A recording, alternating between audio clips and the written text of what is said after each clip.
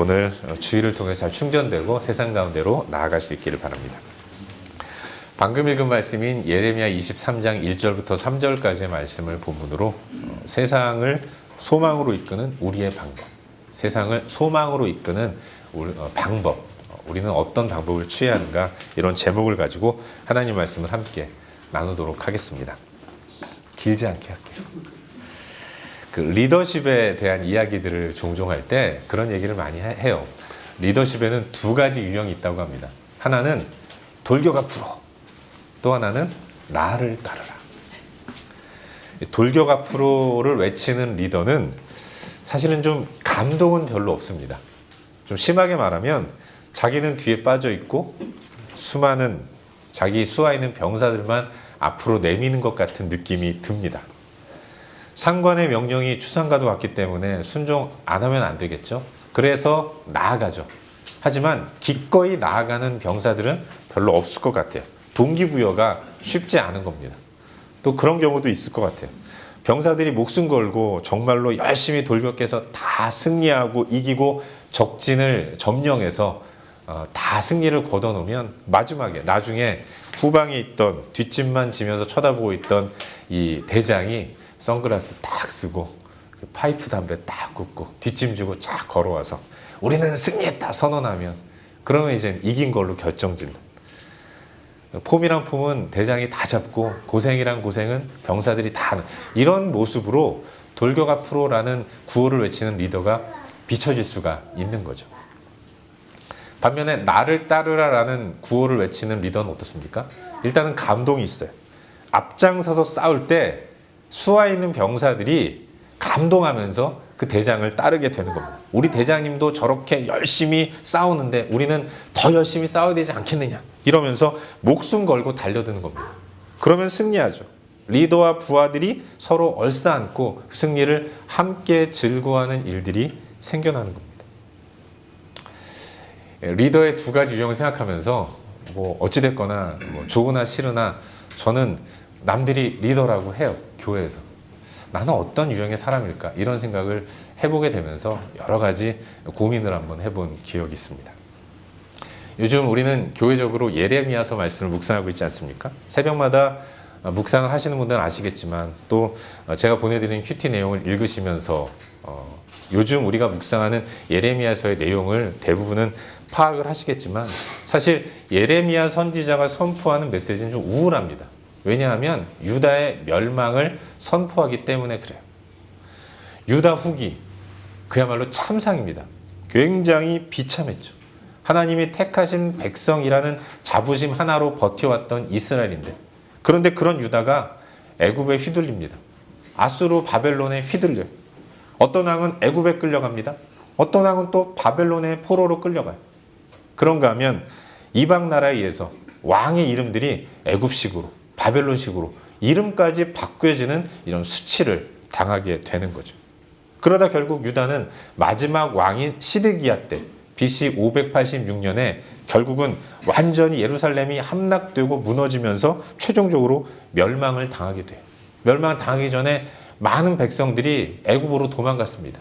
도망가지 못한 백성들은 나라가 멸망하고 바벨론의 포로로 끌려가는, 그렇게 뿔뿔이 흩어지는 수치를 당하게 되는 거죠. 그런 말 있지 않습니까? 뭉치면 살고 흩어지면 죽는다. 요즘은 안 그래요.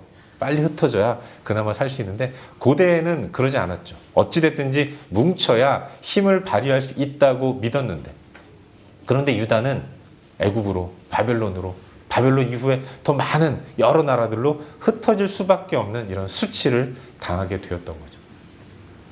여러분, 예레미야 선지자는 나라가 멸망하기 전에 하나님으로부터 이미 그 메시지를 들었습니다. 이 모든 것들이 하나님의 뜻에 의해 이루어지는 일이고, 그리고 그렇게 수치를 당한 이후에 이스라엘이 회복될 테니까 하나님의 최종적인 회복을 기대하면서 지금 우리는 하나님의 뜻을 받들어야 한다. 그러니 너무 저항하지 말고, 우리 민족은 망하니까 바벨론에 의해서 멸망을 당하는 것이 하나님의 뜻이니까 더 이상 저항하지 말고 성문 열고 바벨론에 나아가 상복하고 바벨론의 포로로 끌려갈 짐이나 뿌려라.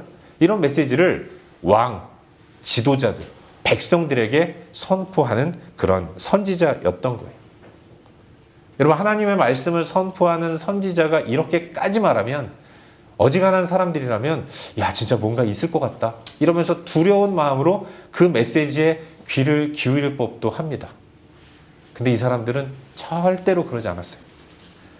앞선 22장 말씀을 보시면 그들은 아예 안 듣는 게 습관이 된 사람들이었다는 것입니다. 선지자는 말하는 사람이고 나는 안 듣는 것이 습관이야. 몸에 밴 이런 삶을 살았던 사람들인 거죠.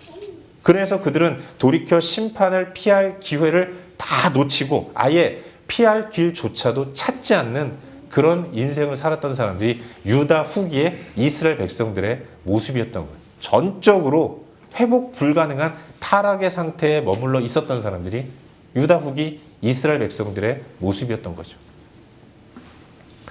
그런데 여러분, 유다는 멸망을 했습니다. 선지자는 멸망을 예언했어요. 그렇다면 유다의 멸망의 원인이 어디 있는가? 유다가 그토록 이처럼 처참하게 무너지는 결정적인 원인이 무엇이었는가? 오늘 함께 나누는 본문에서는 그걸 분명하게 가르쳐주고 있죠. 바로 지도자들의 문제 때문이었다라고 말씀하고 있어요. 지도자들이 자기의 사명을 제대로 감당하지 않았고 오히려 하나님의 뜻을 역행하면서 자기 마음대로 백성들을 다스렸기 때문이다라고 말씀하고 있어요. 여러분, 본문 1절과 2절 말씀을 보십시오. 우리 함께 읽어보도록 하겠습니다. 본문 1절과 2절입니다. 시작. 여호와의 말씀이니라. 내 목장의 양떼를 멸하며 흩어지게 하는 목자에게 화 있으리라. 그러므로 이스라엘 하나님 여호와께서 내 백성을 기르는 목자에게 이와 같이 말씀하시니라. 너희가 내 양떼를 흩으며 그것을 몰아내고 돌보지 아니하였도다. 보라, 내가 너희의 악행 때문에 너희에게 보응하리라. 여호와의 말씀이니라. 아멘. 여러분, 우리 하나님은 사람을 통해 일하시는 분이십니다. 하나님은 이 땅의 수많은 민족 가운데 이스라엘을 택하셨어요. 그리고 그들을 자기 양떼로 삼으셨습니다. 자기 양떼인 이스라엘을 사람을 목자로 세우셔서 목자가 양을 이끌듯이 하나님의 양떼인 이스라엘을 목자라는 사람을 세우셔서 인도해 가시고 이끌어 가시는 분이에요. 하지만 그들은 어땠습니까? 목자라는 사람들. 목자는 양의 주인인 그 하나님의 뜻대로 양떼를 이끌어야 하는데, 그런데 그들은 그렇게 하지 않았다는 겁니다. 내 양떼를 흩으며 그것을 몰아내고 돌보지 아니하였도다. 하나님의 양들을 돌아보라고 목자의 사명을 주었는데 돌아보라는 양떼는 돌아보지 않고 오히려 흩어지게 만들었다는 겁니다. 내버려 뒀다는 거예요. 사랑하는 여러분, 하나님은 이 땅의 수많은 무리들 가운데서 이스라엘을 택하셨어요. 그들을 자기 백성 삼으셨습니다. 자기 양떼로 삼으시고 그 양떼를 돌볼 수 있도록 왕과 지도자를 세우셨다는 거죠. 그렇기에 인간 왕은, 인간 지도자들은 자신이 지금 돌아보는 양떼가 자기 양떼가 아니라, 이 백성이 자기의 백성이 아니라 하나님의 백성이고 하나님의 양이란 사실을 인정하는 가운데 어찌하든지 주인이신 하나님의 뜻을 먼저 받들고 하나님의 뜻대로 돌아보는 삶을 살아야 했던 겁니다. 그게 인간 왕이 해야 할 그의 사명이었던 거예요. 여러분, 인간 왕은 하나님의 양떼를 하나님의 뜻대로 돌보는 사명이 있었습니다. 여기 돌본다라는 게 다른 게 아니에요. 본이 된다는 겁니다. 왕이 먼저 하나님의 뜻 앞에 엎드리고 그 뜻을 알기 위해 엎드리고 알게 되면 따르는 삶, 순종하는 삶을 살아야 하는 거예요. 여러분, 하나님은 자기 백성에게 다른 거 원하지 않으셨습니다. 뭐 거창하게 화려한 거 원하지 않으셨어요. 이거 내놔라 저거 내놔라 하시는 분이 아닙니다. 하나님이 자기 백성에게 원하는 것 딱 한 가지. 청종. 들을 청, 따를 종. 듣고 따르라는 겁니다. 엄한 거 따르지 말고, 네 마음대로 따르지 말고 제발 내가 말하는 것 좀 듣고, 괜히 그냥 귀 닫고 네 마음대로 생각하지 말고 내가 말하는 거 듣고 들은 대로만 해. 이게 하나님의 뜻이었어요. 이걸 지도자들이, 왕이 먼저 행해야 했던 겁니다. 백성들보다 먼저 하나님 앞에 엎드려야 했고, 엎드리는 가운데 주시는 말씀을 들었다면 들은 대로 행하는 모습을 백성들 가운데 보여주어야 하는 겁니다. 그러면 백성들은 왕이 하는 것처럼, 왕이 하나님의 뜻을 따라 나아가는 것처럼 왕 바라보면서 하나님의 뜻대로 나아가는 삶을 살아야 했던 거예요. 그렇게 나를 따르라 라는 구호를 외치며 백성들을 이끄는 사람이 바로 이스라엘의 왕, 지도자이어야 했던 겁니다. 하지만 그들은 어땠습니까?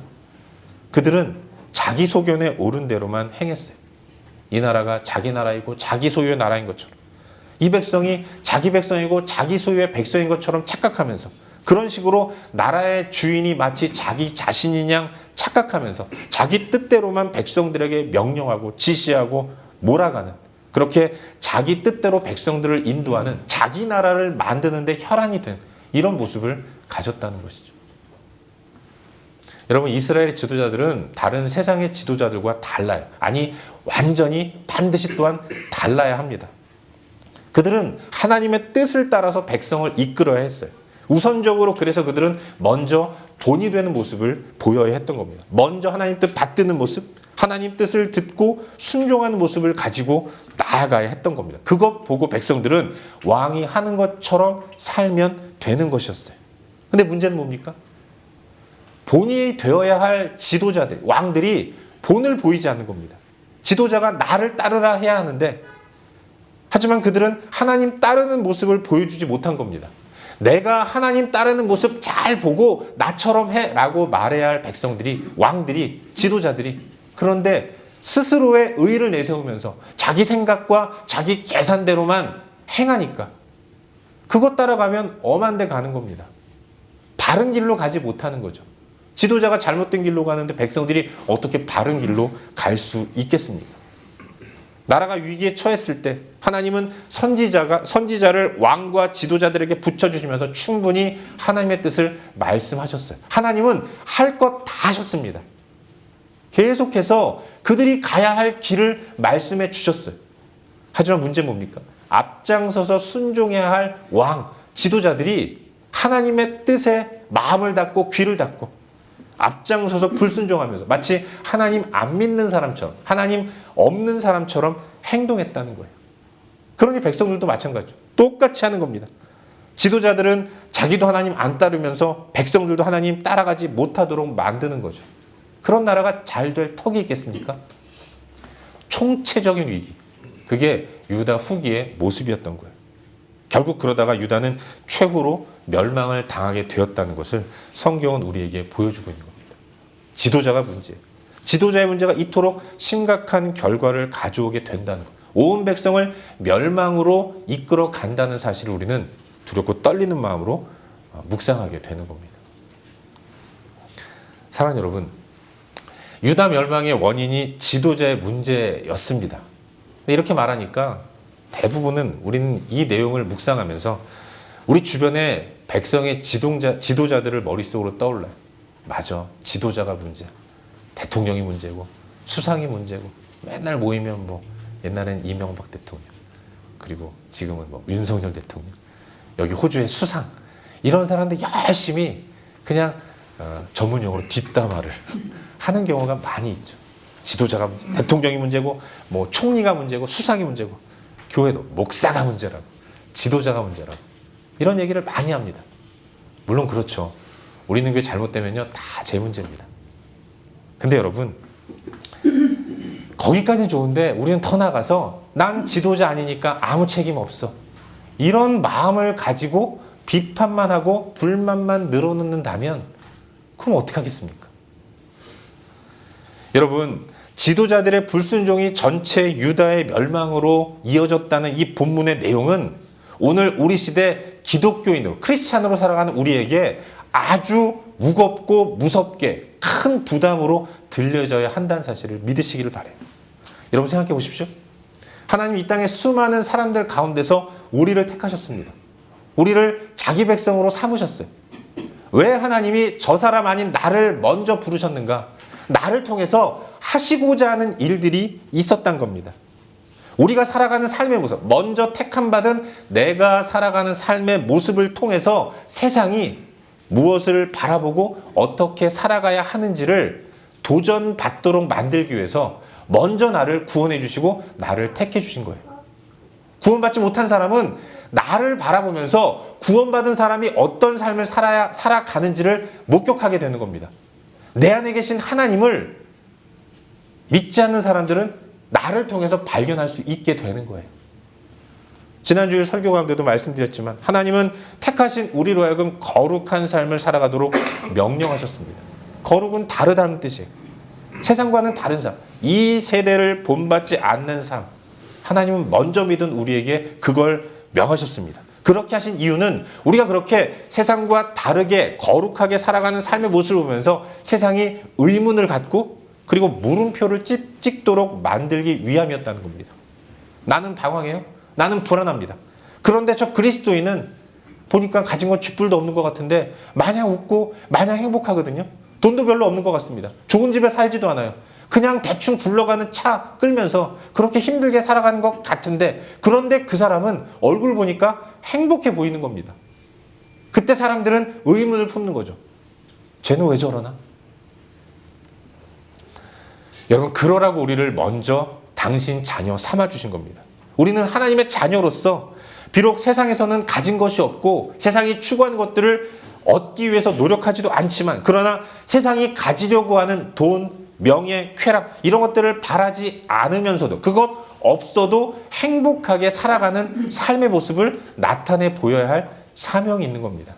내 안에 진정한 행복의 원인, 세상은 돈이 행복의 원인이고 명예가 행복의 원인이고 높은 자리에 올라가서 다른 사람들에게 인사받는 것이 행복의 이유가 된다고 생각하지만 우리는 그렇지 않은 거예요. 그런 거 없어도 여러분, 내 안에 하나님이 계시잖아요. 하나님과의 관계의 풍성함으로 인해 주어지는 진정한 삶의 만족, 풍성함, 그게 없어도 기분 좋고 갖지 않아도 행복한 모습으로 나타나는 겁니다. 우리가 그런 삶을 살아갈 때, 하나님과의 친밀한 관계를 통해서 진정한 풍성함을 누리며 살아갈 때 사람들은 나에게 다가오는 겁니다. 물어보는 거죠. 너는 왜 그렇게 사니?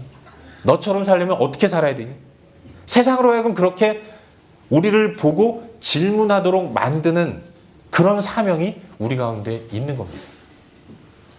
여러분, 백성들이 지도자를 따라갑니다.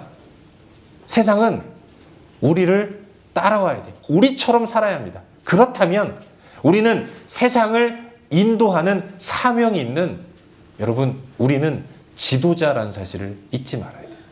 유다의 멸망이 지도자 때문이었다면 여러분, 이 세상의 폐악과 절망스러운 모습과 악한 문화들이 가득한 이 세상을 바라보면서 성도들은 나는 저기 속하지 않았다고 하면서 편안하게 기뻐만 할 수는 없는 겁니다. 무한 책임감을 가지고 이게 다 나 때문이구나, 이런 모습이 우리 가운데 있어야 되는 겁니다. 이 시대가 왜 이렇게 불안합니까? 왜 세상은 소망이 없다고 아우성쳐요? 이게 다 성도인 우리 때문이라는 사실을 잊지 말아야 하는 겁니다. 마치 기름통을 든 채로 불구덩이로 뛰어드는 타락한 모습을 가지고 살아가는 이 세상을 바라보면서 한탄하고 나는 저기 속하지 않았다, 편안하게 안도의 한숨을 쉴 것이 아니라 이 모든 문제들이 다 나 때문에 그렇다는 겁니다. 여러분, 사람들도 좋은 것 알아요. 행복의 자리로 나아가려고 합니다. 유명한데 맛있는 데 있으면 다 찾아가려고 그래요. 어느 골프장이 제일 좋다 다 알잖아요. 거기 몰려가지 않습니까? 어디 가면 낚시터 고기 많이 잡는다 다 알아서 거기를 몰려가잖아요. 사람들도 마찬가지입니다. 좋은 곳, 행복을 주는 곳이 있다면 다 쫓아가는 거예요. 근데 이 시대 사람들이 교회를 찾지 않습니다. 왜 그렇습니까? 교회의 우리가 별로 행복하지 않은 겁니다. 우린 천국을 소유했어요. 우리는 영원한 천국에서 영원한 삶을 살아가게 되었다고 기뻐한다고 얘기합니다. 전능하신 하나님을 아빠라고 부르는 엄청난 관계를 가졌다고 그렇게 행복하다고 말은 하는데, 근데 우리의 삶을 돌아보면 우린 천국 안 갈 사람처럼 살아가는 거예요. 입술로는 하나님 믿는다고 얘기합니다. 하지만 우리의 시선과 우리의 마음은 온통 입술과는 다른, 입술의 고백과는 다르게 엄한 것, 세상의 그 쾌락의 한복판을 계속 응시하면서 입술로는 천국 갑니다, 예수 믿으세요, 이런 말을 하며 살아가고 있다는 것 아니겠습니까? 우리 자신이 그렇게 천국 가기 원하지 않으면서, 그러면서도 우리는 말하기를 천국 갑시다, 그러려면 예수 믿어야 합니다, 이렇게 얘기하니까 사람들은 코웃음을 치는 거죠. 여러분, 세상이 오늘 이 시대가 이 모양 이 꼴인 건 교회가 세상에 소망이 되어주지 못하기 때문에 그래요. 교회는 세상의 지도자인데 우리가 세상 가운데 보여줄 모습이 없는 겁니다. 사랑하는 여러분, 하나님이 이 세상에서 우리를 지도자로 세우셨어요. 우린 지도자로서 우리가 세상을 이끌어 가야 합니다. 그렇다면 우리는 어떻게 이끌어 가야 하는가? 우리는 어떻게 세상을 돌봐야 하는가? 앞서도 말씀드렸지만 돌보는 건 방법은 하나입니다. 본이 되어주는 거예요. 내가 먼저 세상을 향해서 나를 따르라라고 당당하게 선포하는 사람이 되어야 한다는 거죠. 바울이 그랬잖아요. 고린도 교회를 향해서 내가 그리스도를 본받는 자 된 것 같이 너희는 나를 본받는 자가 되라. 우리가 그런 입술의 고백이 있어야 하는 것입니다. 세상 가운데 뭘 해주려고 하는 것이 아니라 내가 하나님 안에서 진정한 풍성함을 먼저 누리는 모습이 세상 가운데 비춰질 때, 야, 저기에 행복이 있구나. 저렇게만 살면 즐겁구나, 행복하구나. 그러면서 주 앞으로 돌아오게 되는 거죠. 우린 나를 따르라라는 리더십을 보여야 하는 사람입니다. 그러기 위해서 우리는 나는 지금 하나님을 잘 따르고 있는가? 나는 방향을 잃지 않았는가? 나는 하나님과의 관계가 충분히 행복한가?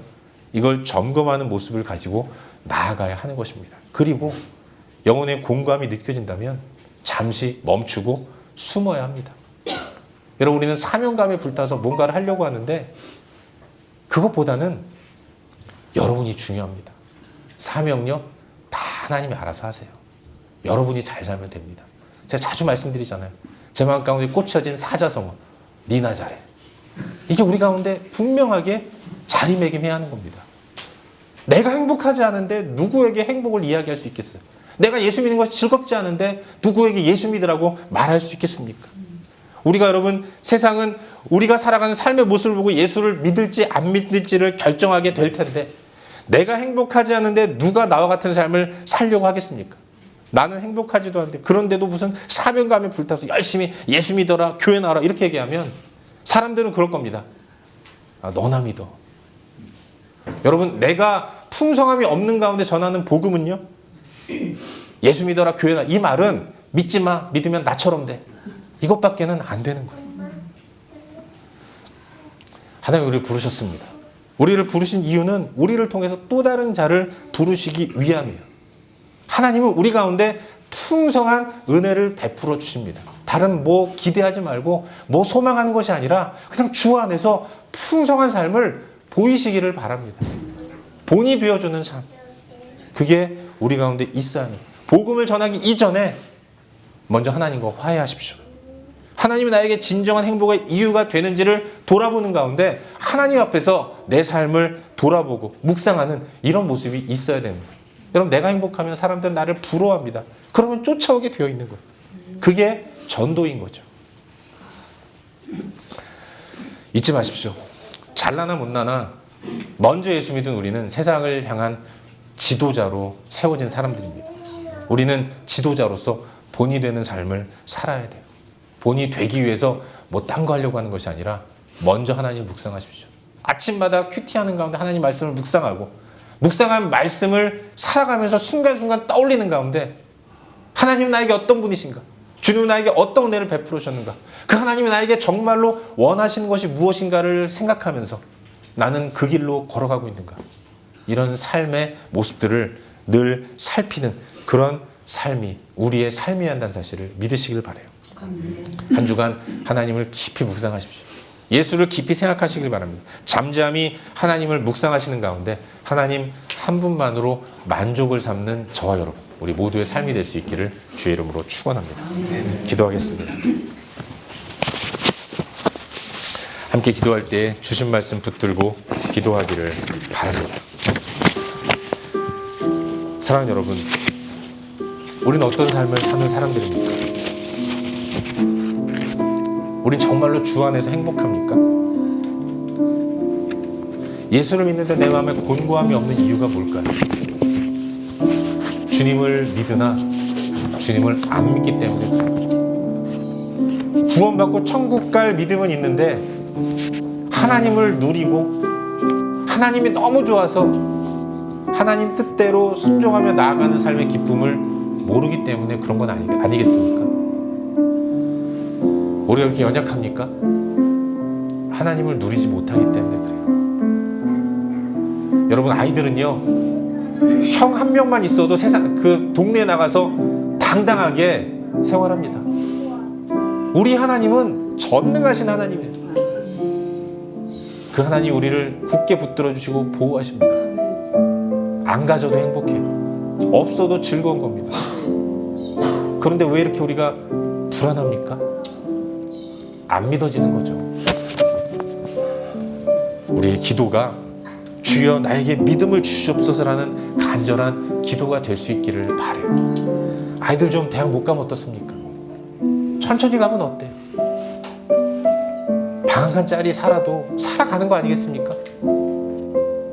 땀 흘려 일해도 그 자체로 하나님 내 안에 함께 계신다면 땀 닦으며 편안하게 일하는 사람들보다 더 행복할 수 있는 거예요. 우리 함께 기도할 때 하나님, 내가 하나님으로 만족을 삼는 삶을 살 수 있도록 은혜를 베풀어 주옵소서. 믿음을 더하여 주시기 원합니다. 나의 행복과 풍성함을 사탄이 빼앗아가지 못하도록 나를 붙들어 주시옵소서. 이 시간 말씀 기억하면서 한 목소리로 기도하겠습니다. 기도합시다. 참 좋으신 아버지 하나님, 주 예수를 믿는 믿음이 내 안에 충만하기를 원합니다. 하나님과의 관계가 더 풍성해지기를 원합니다. 하나님의 은혜가 내 마음을 가득 채우기를 소원합니다. 아버지 하나님, 하나님께서 기뻐 받으시는 풍성함이 내 안에 넘쳐나기를 원합니다. 세상의 소망 다 뒤로하고 하나님을 온전히 의지하며 믿음으로 나아갈 수 있도록 인도하시옵소서. 주님을 믿고 의지하며 나아갑니다. 영광의 주님을 기대하며 나아갑니다. 아버지 하나님 은혜를 베풀어 주옵소서. 주 하나님의 은혜와 사랑이 내 마음을 가득 채우기를 소망합니다. 그것이 내 삶의 전부가 되기를 소망합니다. 아버지 하나님, 그렇게 주께 영혼 돌리는 복된 삶을 살아갈 수 있도록 인도하시옵소서. 성령 하나님을 온전히 의지하며 믿음으로 나아갈 수 있도록 인도하여 주시옵소서. 은혜를 베풀어 주시옵소서.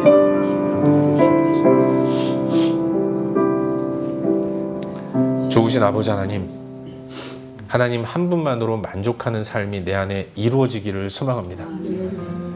그 삶이 본이 되어서 세상이 나처럼 하나님을 바라보고 하나님께 나아가며 하나님 한 분만으로 만족하는 삶을 결단하는 역사가 일어나게 하여 주시옵소서. 내가 잘나나 못나나 세상을 이끌어가야 할 지도자임을 기억하는 가운데 주 앞에서 온전히 주님만 붙드는 은혜의 삶을 살 수 있도록 역사하여 주시옵소서. 주 예수 그리스도의 이름으로 기도하옵나이다. 아멘.